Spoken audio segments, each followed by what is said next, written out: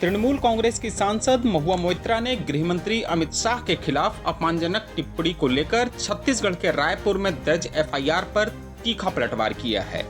मोइत्रा ने भाजपा और रायपुर पुलिस पर कटाक्ष करते हुए कहा, मूर्खों को मुहावरे समझ में नहीं आते।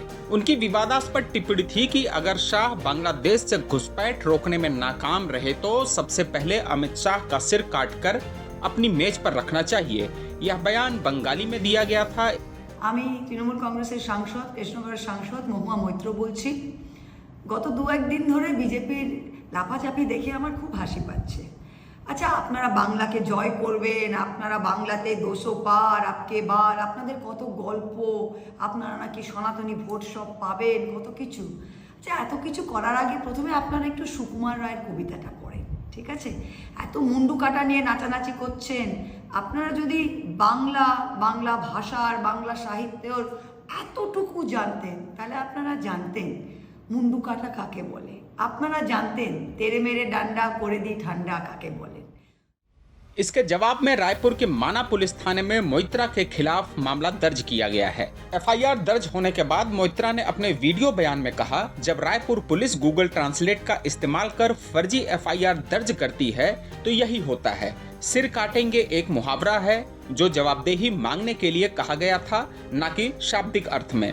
उन्होंने कहा कि वह इस मामले को अदालत में चुनौती देंगी। मोइत्रा ने रायपुर पुलिस को आड़े हाथों लेते हुए कोंडागांव पुलिस के एक मामले का जिक्र किया, जहां उनके विधानसभा क्षेत्र के 12 प्रवासी मजदूरों को गैरकानूनी रूप से हिरासत में लिया गया था। छत्तीसगढ़ हाईकोर्ट के हस्तक्षेप के बाद वह मामला वापस लेना पड़ा। उन्होंने तंज कसते हुए कहा, कोंडागांव पुलिस को दुम दबाकर भागना पड़ा और अब रायपुर पुलिस ने मेरे खिलाफ फर्जी एफआईआर दर्ज की है।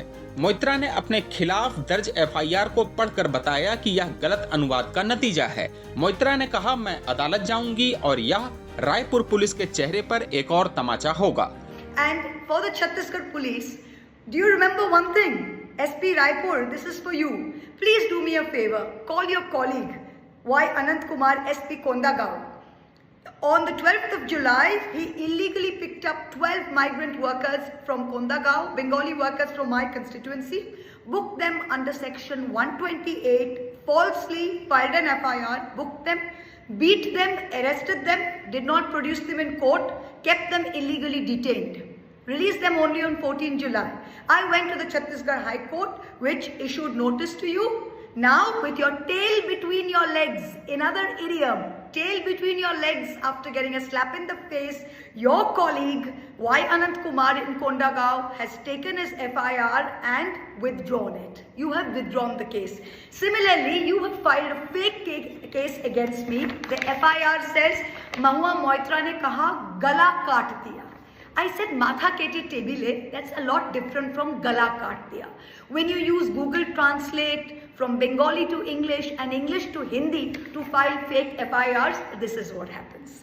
This is what happens. What does section 196 and section 197 of the BNS state? It's promoting enmity between groups and grounds of religion, making imputations that are prejudice to national integration. How is Amit Shah taking responsibility prejudicial to national integration? Are you done with filing of fake FIRs? I'm going to go to the court again, it'll be another slap in the face, and then more heads will roll. So really, every time you do this stupidity of making a heroine out of me. You did this before, you expelled me from parliament, I won and came back. Every time you do this to me, politically it gets you nowhere, it makes me into Joan of Arc. Haven't you learnt your lesson? Haven't you learnt your lesson? Let me be, because every time you try and fight me, you lose and I win and I come out stronger. So take your FIRs and keep it where the sun doesn't shine, and hopefully, hopefully you'll get better sense soon. Thank you. दूसरी ओर Raipur police का कहना है कि स्थानीय निवासी गोपाल सामंतों की शिकायत पर यह एफआईआर दर्ज की गई है, जिसमें मोइत्रा की टिप्पणी को आपत्तिजनक और असंवैधानिक बताया गया। पुलिस में दर्ज शिकायत के अनुसार मोइत्रा के शब्द माना कैंप क्षेत्र में बसे बांग्लादेशी शरणार्थियों के खिलाफ अन्य समुदायों में आक्रोश भड़का सकते हैं।